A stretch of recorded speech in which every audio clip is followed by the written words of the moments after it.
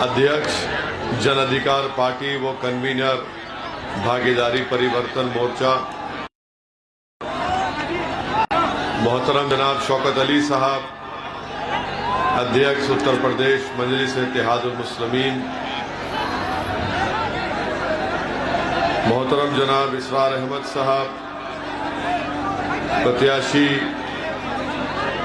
प्रतापगढ़ विधानसभा, जनाब मुजम्मिल हुसैन साहब, प्रत्याशी पट्टी विधानसभा, जिनका निशान गैस का सिलेंडर है, और इसरार अहमद साहब का पतंग का निशान है। मंच पर बैठे हुए तमाम मजलिस के और जन अधिकार पार्टी के जिम्मेदारान, मेरे इज्जतदार माँ और बहनों, बुजुर्गों और गयूर नौजवान साथियों, आप तमाम का बेहद शुक्रिया कि आपने अपना कीमती वक्त निकालकर आज के इस मीटिंग में शिरकत की।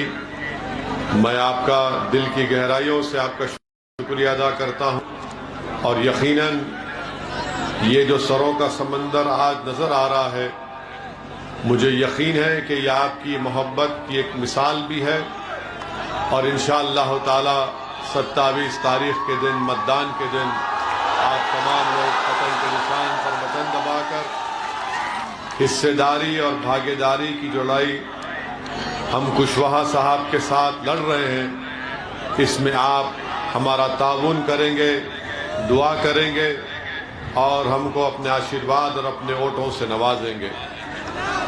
मेरे अजीज दोस्तों और बुजुर्गों, मेरी इज्जतदार माँ और बहनों, भागीदारी परिवर्तन मोर्चा ने यह तय किया कि अगर आप और उत्तर प्रदेश की जनता और अवाम हमको अपने आशीर्वाद से, अपने वोट से सत्ता देती है, तो इसका पहला मुख्यमंत्री 2.5 साल के लिए जनाब बाबू सिंह कुशवाहा को बनाया जाएगा, और 2.5 साल के लिए एक दलित समाज से किसी शख्स को मुख्यमंत्री बनाया जाएगा, और इसमें 3 डिप्टी चीफ मिनिस्टर होंगे, एक अल्पसंख्यक समाज से मुसलमान, एक निषाद समाज से और एक अति पिछड़ा समाज से, यानी 3 डिप्टी चीफ मिनिस्टर बनाए जाएंगे।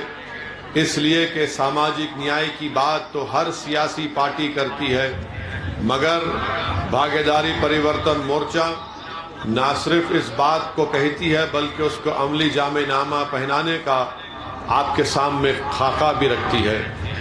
मेरे अजीज दोस्तों और बुजुर्गों, मैं पहले भी कहा हूँ, आज भी कह रहा हूँ कि हम तमाम पिछड़े जनता को, गरीब कुचले हुई आवाम को उनका हक दिलाना चाहते हैं, उनकी आवाज़ को और उठाना चाहते हैं, और हिस्सेदारी की जब बात बाबू सिंह कुशवाहा और ओवैसी करते हैं, तो हम सिर्फ हिस्सेदारी राजनीति में नहीं चाहते, हम हिस्सेदारी शिक्षा में चाहते हैं, हम हिस्सेदारी रोजगार में चाहते हैं, और हम हिस्सेदारी ठेकेदारी में चाहते हैं। मैं आपसे अपील कर रहा हूं कि कल तक आपके पास एक विकल्प नहीं था, कोई मुतबादिल नहीं था, आज एक विकल्प और मुतबादिल के तौर पर मजलिस भी है, जन अधिकार पार्टी भी है, और भागीदारी परिवर्तन मोर्चा है। यकीनन हमारा मकसद एक ही है कि जहां पर हिस्सेदारी और भागीदारी की हम बात कर रहे हैं, हमारा मानना यह है कि उत्तर प्रदेश से और उत्तर प्रदेश की जनता की राहत और सुकून के लिए बहुत ज़रूरी है, उत्तर प्रदेश के गरीबों के विकास के लिए, उत्तर प्रदेश के मजलूमों को इंसाफ दिलाने के लिए, उत्तर प्रदेश के युवाओं को रोजगार दिलाने के लिए, उत्तर प्रदेश के मासूम और बच्चे और बच्चियों को शिक्षा दिलाने के लिए, उत्तर प्रदेश के किसानों को उनका जायज़ मुकाम दिलाने के लिए ये बात ज़रूरी है कि उत्तर प्रदेश में दोबारा बीजेपी की सरकार ना बने और योगी आदित्यनाथ उत्तर प्रदेश के मुख्यमंत्री ना बने।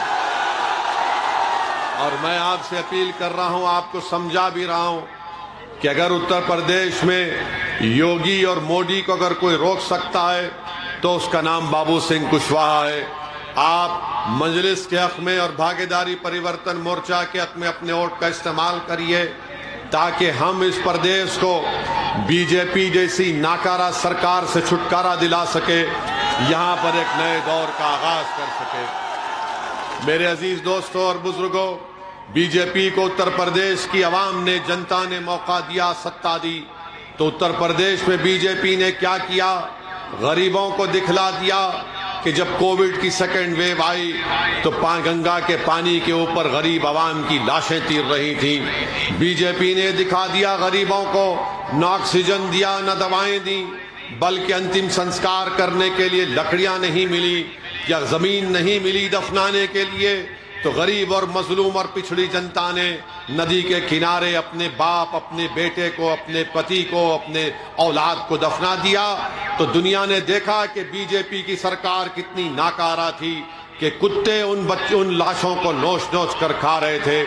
मैं उत्तर प्रदेश की जनता को याद दिलाना चाहता हूं, जो सरकार तुम्हारे बाप, तुम्हारे पति और तुम्हारे भाई का अंतिम संस्कार करने का इंतजाम नहीं कर सकी, वो तुम्हारी वोट की हकदार नहीं है। जो जिंदों का साथ नहीं दे सकी और जो मरने वालों को भी इज्जत नहीं दे सकी, वो आपके वोट की हकदार नहीं है। इसीलिए मेरे अजीज दोस्तों और बुजुर्गों, मेरी इज्जतदार माँ और बहनों, मैं आपसे अपील कर रहा हूं कि उत्तर प्रदेश में एक नए दौर के आगाज के लिए, जिसमें इंसाफ सबको मिलेगा, जिसमें हिस्सेदारी सबको मिलेगी। अगर समाजवाद वोट लेती है समाजवाद के नाम पर सपा, तो आपने देखा कि जब मुलायम सिंह मुख्यमंत्री थे या अखिलेश को आपने मौका दिया तो समाजवाद के नाम पर उन्होंने सिर्फ परिवारवाद को फरोग दिया। बीजेपी के ताल्लुक से आप जानते हैं कि बीजेपी ने हिंदुत्व के नाम पर वोट लिया, मगर मिला क्या? उत्तर प्रदेश के उन अति पिछड़ा और पिछड़ा समाज को ठाकुरवाद का राज मिला। आज भागीदारी परिवर्तन मोर्चा न समाजवाद की उस धोखेबाज बातों पर आपको यकीन दिलाना चाहती है कि यहां पर अगर सत्ता मिलेगी तो परिवारवाद को नहीं मिलेगा, और यहां पर अगर मिलेगा तो राज मिलेगा, गरीब को राज मिलेगा, अति पिछड़ा को राज करने का मौका मिलेगा, कमजोरों को उनका इंसाफ दिलाया जाएगा। ये बात असदुद्दीन ओवैसी आपसे कह रहा है। जब ओवैसी और कुशवाहा एक जगह जमा हो गए तो क्या आप लोग एक साथ हमारा नहीं दे सकते? जब दो कमजोर लोग आज मिलकर आपकी लड़ाई लड़ रहे हैं, और ओवैसी उत्तर प्रदेश को इसलिए नहीं आया कि मैं अपनी मकबूलियत में या अपनी तारीफ में नारे लगवाने के लिए, बल्कि रब्बे करीम मेरे दिल का आन जानता है कि मैं इसलिए आया हूं, आता रहूंगा कि आपकी सफों से आपका नेता बनाऊंगा। इंशाअल्लाह ताला अल्लाह बनाएगा उसको। और हम आपसे कहना चाह रहे हैं कि आपने 35-40 साल डर की बुनियाद पर वोट दिया सपा को, बसपा को, कांग्रेस को। आज ओवैसी और कुशवाहा आपसे अपील कर रहे हैं कि डर की बुनियाद पर नहीं, बल्कि पूरे एतमाद और इत्मीनान के साथ और उम्मीद के ऊपर आप मंजलिस का और भागीदारी परिवर्तन मोर्चा का साथ दीजिए।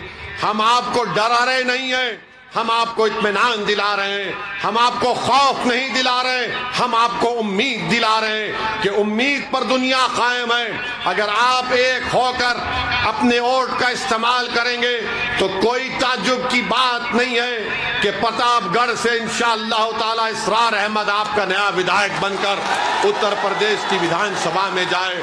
मेरे अजीज दोस्तों, बुजुर्गों, आज आप देखते हैं कि बीजेपी में अफरा तफरी की कैफियत है।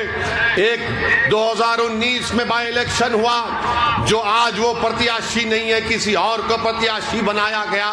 फिर बीजेपी ने सीट अपना दल को दी, तो बेटी ने कहा कि मां सामने आ गई, मैं इलेक्शन नहीं लड़ूंगी, तो बीजेपी के पास सीट चले गई। जब एक बेटी अपने मां के खिलाफ अपना प्रत्याशी नहीं खड़ा कर सकती, तो प्रतापगढ़ के गयूर अवाम, क्या आप एक होकर यहां से इसरार अहमद को कामयाब नहीं कर सकते? क्या इसरार अहमद आपका भाई नहीं है? क्या इसरार अहमद में आपको अपना बाप की मोहब्बत और शफकत नजर नहीं आती? जब बीजेपी की अपना दल अपना प्रत्याशी को वापस ले लेती है कि मां के सामने नहीं खड़े होंगी, तो बताओ क्या ओवैसी गैर हो गया तुम्हारे लिए? क्या कुशवाहा तुम्हारे लिए गैर हो गया? अरे हम तो आपके लिए लड़ रहे हैं और इंशाअल्लाह जरूरत पड़ेगी तो हम मर मिटने के भी लिए तैयार हैं आपके लिए। और याद रखो मेरी इस बात को, असदुद्दीन ओवैसी की जान की कीमत नहीं है। असदुद्दीन ओवैसी जब तक जिंदा रहेगा इंशाअल्लाह ताला गरीब और मजलूम अवाम के इंसाफ की लड़ाई लड़ता रहेगा। और शायद इसीलिए कि हम सच्चाई और हक को कामयाब करना चाहते हैं, ये बातिल ताकतें हमारी गाड़ी पर गोलियां चलाएं। और शायद इसीलिए ये जानते हैं कि ओवैसी और कुशवाहा मिल गए तो उत्तर प्रदेश में एक इनकलाब बर्पा होने जा रहा है। इसीलिए हमारी आवाज को दबाने के लिए, हमारी जान लेने के लिए इन जालिमों ने, इन बुज़दिलों ने हमारी गाड़ी पर 4-4 गोलियां चलाई। मगर हम इन गोली चलाने वालों को मैं कह रहा हूं, इनके पीछे जो उनके माई बाप है उनको कह रहा हूं, जो दिमाग कार फरमा उनसे कह रहा हूं, याद रखो मेरा नाम असदुद्दीन है, मैं बुज़दिल नहीं था, ना कभी रहूंगा। अल्लाह जब तक हमको जिंदा रखेगा, जिंदा रखेंगे। और सुनो बुज़दिलो, असदुद्दीन ओवैसी ने अल्लाह के करम से, अपने बुजुर्गों की दुआओं से, मैंने बातिल ताकतों के तूफान में चिराग जलाने का हुनर सीख लिया हूं और चिराग जलेगा इंशाअल्लाह ताला। अरे हम मिटने आए जमीन में, मिटेंगे। अरे जब हम जमीन पर आए तो इसी जमीन के एक दिन ग़िज़ा बनेंगे।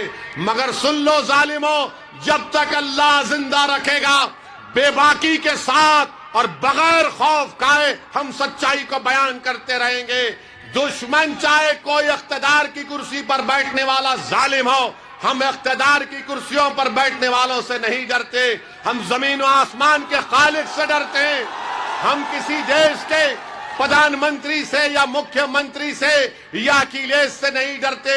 हम मखलूक से नहीं डरते, हम खालिक से डरते हैं। और यही चीज उनको पसंद नहीं आती कि आखिर कौन है ये लोग कि हम गोलियां चला रहे हैं और ये पार्लियामेंट में खड़े होकर कह रहा है कि मैं ठुकराता हूं, मुझे सिक्योरिटी नहीं चाहिए, मुझे जेड कैटेगरी नहीं चाहिए, मुझे बराबरी के शहरी का हकूक दो। जब मैं ये बात किया तो सब लोग ताज्जुब किए। कई नेता पार्लियामेंट के मेंबर आके बोले, ओवैसी तुमने बात तो अच्छी की, मगर नेता लोग तो सिक्योरिटी लेने के लिए तड़पते हैं और तुम उसको ठुकरा रहे हो, उसकी क्या वजह है? उसकी वजह एक ही है, मैंने बयान किया और फिर कह रहा हूं, अगर ओवैसी को एक सोने के पिंजरे में डाल दिए तो फिर क्या फायदा? अगर ओवैसी की जान बचा ली जाए और डीवाईएसपी को इंसाफ ना मिले तो फिर क्या फायदा बताओ आप? अगर ओवैसी को सिक्योरिटी मिल गई तो वो 22 नौजवान जो CAA का एहतजाज कर रहे थे, CAA के काले कानून के खिलाफ उत्तर प्रदेश में, उसकी मां को, उन बच्चों की मां को जो शहीद हो गए, उनको ओवैसी क्या मुंह दिखाएगा कि उनकी मां कहेगी कि तुझे सिक्योरिटी मिल गई, मेरे बच्चे की तो जान चले गई। अगर आप जिंदा रहेंगे, आपका घर आबाद रहेगा, आपके घर में बच्चों को इंसाफ मिलेगा, बेटियों का तहफ्फुज़ होगा, इबादत गाहें महफूज रहेंगी, महिलाओं की इज्जत हो गई तो ओवैसी भी इज्जत में इजाफा होगा। अगर गरीब की जान की कीमत नहीं तो ओवैसी की भी जान की कीमत नहीं है। मेरी जान किसी गरीब और मजलूम से बढ़कर नहीं है। वो भी एक मां के पेट से पैदा हुआ, मैं भी अपनी मां के पेट से पैदा हुआ। मेरा नाम चाहे कुछ भी हो, मगर आज इस देश में, इस प्रदेश में गरीब की जान की हिफाजत करना है, मजलूम की हिफाजत करना है, कमजोर को ताकतवर बनाना है, जो नीचा है उसको ऊपर उठाना है, हकदार को उसका हक दिलाना है। ये लड़ाई हमारी है, ये लड़ाई हमारी। इस बात को आपको समझना है मेरे अजीज दोस्तों और बुजुर्गों। आज आप देख रहे हैं कि आज उत्तर प्रदेश में प्रचार किया जा रहा है। बीजेपी के होम मिनिस्टर आ रहे हैं, देश के होम मिनिस्टर अमित शाह आए थे और मैं तारीफ करूंगा मोदी जी की कि देश के प्रधानमंत्री ने एक ऐसे काबिल आदमी को होम मिनिस्टर बनाया कि उत्तर प्रदेश में भाषण देते हुए जनाब अमित शाह ने कहा कितने पढ़े इंटर पास है, कितने 12वीं पढ़े हुए हैं? हमारी माँ और बहनें भी हाथ उठा सकती हैं 12वीं पढ़े हुए। उठाओ मेरी माँ और बहनें, हाथ उठाओ, क्योंकि तुम अगर बहादुरों की सरपरस्ती करोगे तो उत्तर प्रदेश में इनकलाब आएगा, पूरे देश में आएगा। वो बहादुरी के मजारे जो कर्नाटक की बच्ची ने की, अल्लाह उसको सलामत रखे। वो बहादुर इसलिए बनी कि उसके माँ बाप उसको बहादुर बनाए थे। अब अमित शाह साहब के बारे में कह रहा था होम मिनिस्टर, उन्होंने अपने भाषण में कहा, क्या कहा कि हमारी बीजेपी अगर सत्ता में आएगी दोबारा, खुदा ना खास्ता, तो जो 12वीं पास करके इंटर में जाएगा उसको लैपटॉप मिलेगा। क्या होम मिनिस्टर है भाई, वाह मोदी जी वाह। आपने तो पूरे उत्तर प्रदेश की जनता को बता दिया कि 12th के बाद इंटरमीडिएट होता है, वाह। और बीजेपी को बड़ी मोहब्बत मुगलों से, बीजेपी बोलती हमको वोट दो, मुगलों को हराना है। तो बादशाह अकबर के दरबार में हमने पढ़ा कि 40 अनमोल रतन थे। क्या अनमोल रतन आपने पाल रखे देश के प्रधानमंत्री, वाह। एक अमित शाह अनमोल रतन, दूसरा बाबा है। बाबा कहते हैं कि मई जून में बर्फ ला लूंगा, जनवरी में गर्मी पैदा कर दूंगा। बाबा आपको नोबेल प्राइज मिल जाएगा इस बयान पर। मौसम वैज्ञानिक हो चुके हैं बाबा। बाबा को तीरती लाशें नजर नहीं आई। बाबा को बच्चे जो एग्जाम लिखने के लिए गांव से आ रहे थे, रात रात भर जाग कर रोड पर बैठा था तो पेपर लीक हो गया, तो बाबा को गर्मी सर्दी याद नहीं आई, क्योंकि बाबा गरीबों की तकलीफ को नहीं समझते। उत्तर प्रदेश का मुख्यमंत्री गरीबों की तकलीफ को नहीं समझ सकता। ये इनका मामला है। मेरे अजीज दोस्तों और बुजुर्गों, वहीं पर समाजवादी पार्टी के अखिलेश का भी एक वीडियो आया है जिसमें वो कह रहे हैं, सुन लीजिए, हमारे जेब में और बिजाने और नहीं वीडियो है वो हमारी जेब में नहीं है, अभी आएंगे इंशाअल्लाह, फिक्र मत करिए। आप एक दिन खड़े हो जाएंगे ना हिस्सेदारी की लड़ाई में, तो सब आएंगे आपके पास इंशाअल्लाह ताला। वो दिन आएगा, देखना, मैं जिंदा रहूं या ना रहूं, तुम देखोगे इंशाअल्लाह ताला। तो उस भाषण में जनाब अखिलेश कह रहे हैं, सुनिए, उस भाषण में अखिलेश कह रहे हैं कि जो मां और बहनों की इज्जत नहीं करते सप्पा को वोट दो, जो कानून को नहीं मानते सप्पा को वोट दो। तो हम कभी बचपने में अपने मुगल आजम पिक्चर देखे थे, अब नहीं देखते, अब तौबा कर लिए। तो उसमें एक डायलॉग बड़ा मशहूर हुआ था, तो उसमें डायलॉग था कि तेरी दिल की बात जबान पर आ ही गई। तो इनके दिल की बात जबान पे आ ही गई कि जो माता और बहनों की इज्जत नहीं करते सपा को वोट दे दो, जो कानून को नहीं मानते सपा को वोट दे दो। ये वीडियो है। अच्छा, कौन विजय, उनका नाम भी बोल देता हूं, बाबूजी की पार्टी के, उनका नाम इरफान इरशाद है। और उन्होंने हमसे कहा कि चुनाव के बाद आपको तीतर खिलाएंगे। हम बोले ठीक, अभी खिला देते तो अच्छा था। तो मेरे अजीज दोस्तों और बुजुर्गों, ये हिस्सेदारी की लड़ाई है, ये बराबरी की लड़ाई है, आपको नेता बनाने की लड़ाई है। और अगर कोई आकर आपसे कहेगा कि ओवैसी यहां पर आया है तो बीजेपी जीत जाएगी, आप खुद जानते हैं कि यह बकवास है, यह बकवास है, इसमें कोई सच्चाई नहीं है। सुनिए, आप सुनिए हमारी बात को। 2019 के लोकसभा के चुनाव हम नहीं लड़े, अखिलेश और बहन जी मिलकर लड़े। तब भी बीजेपी 65 लोकसभा की सीट जीत गई। हमने कहा था आपको बीजेपी को वोट देने के लिए, इसीलिए हम आपसे कह रहे हैं कि आप सिर्फ वोट डालने वाले बन गए, वोट लेने वाले नहीं बने आप। जब आप वोट लेने वाले बन जाएंगे तो आपकी ताकत दिखेगी।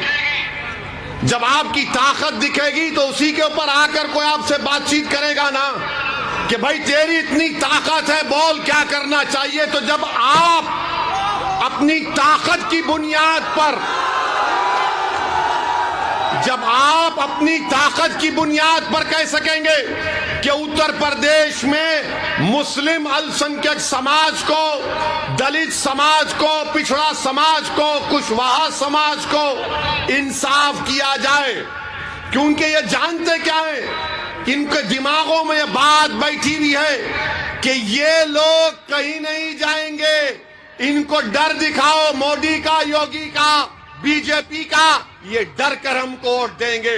ओवैसी आपसे कह रहा है कि डर की बुनियाद पर नहीं, उम्मीद की बुनियाद पर, खौफ की बुनियाद पर नहीं, खौफ की बुनियाद पर नहीं। अगर आपकी ताकत दिखाई देगी, और ताकत सिर्फ नारों से ताकत नजर नहीं आती, ताकत सिर्फ जज्बाती तकारीर से नजर नहीं आती, ताकत सिर्फ 1000 10,000 का मजमा जमा करने से दिखाई नहीं देती। जमहूरियत में, लोकतंत्र में ताकत वोट है। जब वोट की ताकत नजर आएगी तो सपा, बसपा, बीजेपी सब बोलेंगी कि अब इनसे पंगा लेना महंगा पड़ेगा।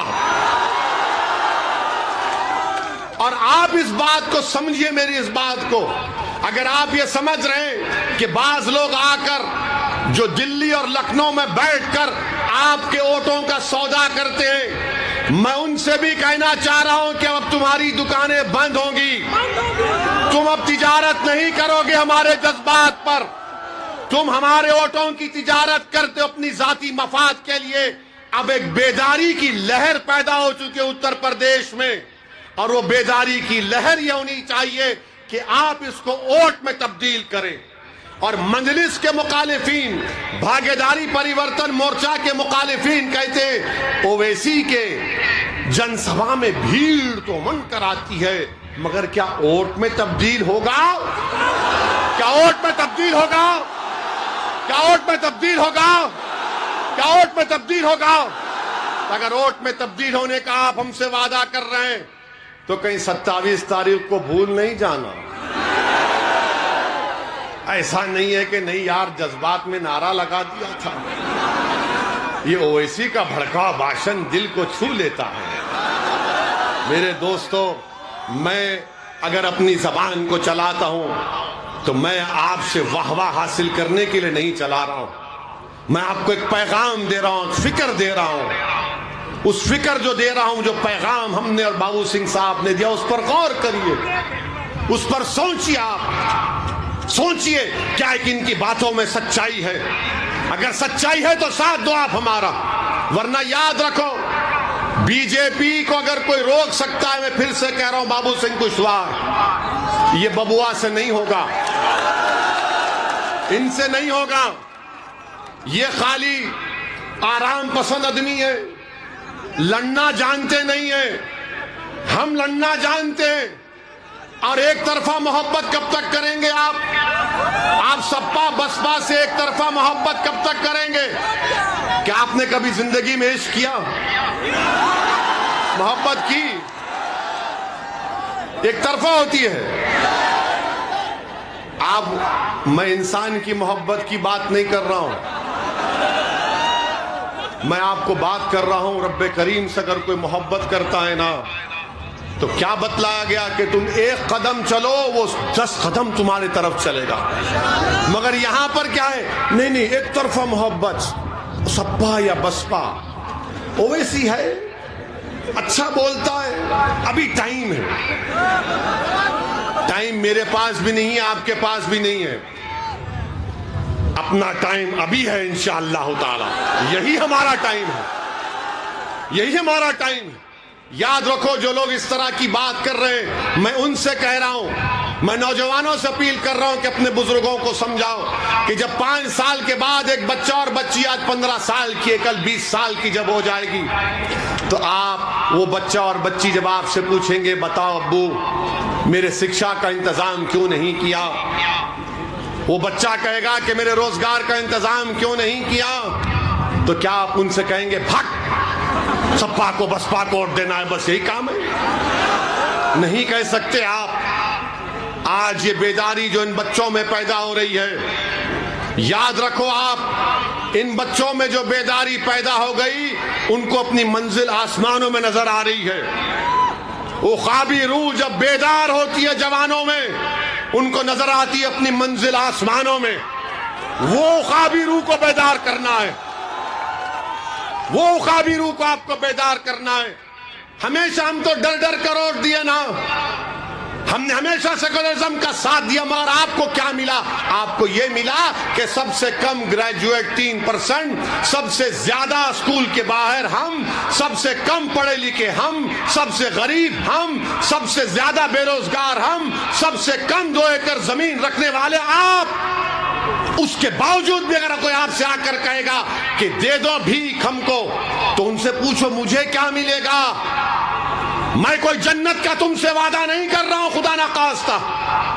मैं आसमान से तारे तोड़कर लाने का तुमसे वादा मैं बाबू सिंह नहीं कर रहे। मैं चांद से मट्टी लाने का तुमसे वादा नहीं कर रहा हूं। हम सिर्फ यही कह रहे, ये जमीन तुम्हारी है, इस जमीन पर हम इंसानों की तरह रहते हैं, तो बराबरी मिले, हिस्सेदारी मिले, यही हमारी लड़ाई है। इसीलिए आपसे अपील कर रहे हैं कि 27 तारीख के दिन आप तमाम लोग ना सिर्फ प्रतापगढ़ बल्कि पूरे जितने भी अभी फेजेस बाकी हैं, 4थे, 5वें, 6ठे और 7वें, जहां तक हमारी बात पहुंच रही है, और मैं अल्लाह से भी दुआ करता हूं, रब्बे करीम मैं कमजोर हूं, मेरी आवाज को पहुंचाना तेरा काम है, दिलों को मोड़ना तेरा काम है, मेरे बस की बात नहीं है।